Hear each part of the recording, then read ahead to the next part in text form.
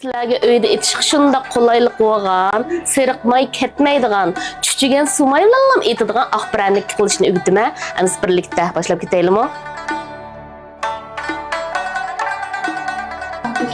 Tuxumimizni qo'yib olamiz, suvimizni qo'yib olamiz, shakar qo'yib olamiz, erisni qo'yib olamiz. Undan boshqa hamma nimani silib olamiz. Oxirida soda podafini solamiz. Mana shu materiallarimizni qo'limizda yaxshi aralashtirib olamiz. Shunda peyzem uyda etish shunda qulaylik. Men shunda kichik o'lchamda etyapman.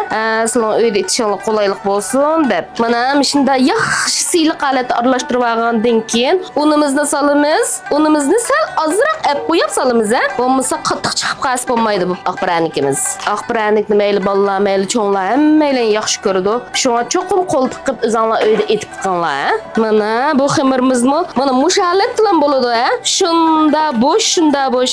Nima ko'tarsanlar mana mushta holatda tushsa, bek o'xshaydi axborotliklar. Bu xamirni hargiz ching'ib qo'ysak bo'lmaydi, tosh toqmoqdek lam chiqadi,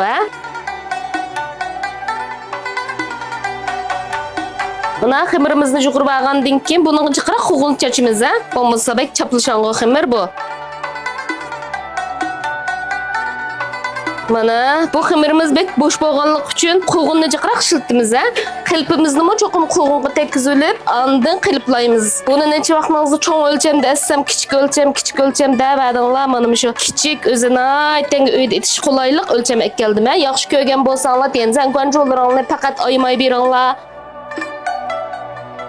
Mana endi shu tuxumning seriqidan chiqtalni arib oldim. Mana shunda tepsili berib olamiz, tuxumning seriqini. Buni aytanga yumshoq, aytanga yeyishlik pranik bo'ladi, Chikan ozroq yesam bo'ladi deydiganligim shundan mos keladi. Mana shunda tuxumning seriqida yaxshi maylab olgandan keyin usti o'tda 210, osti o'tda 200 qilib 12 minut yorib pishadi bu pranikimiz.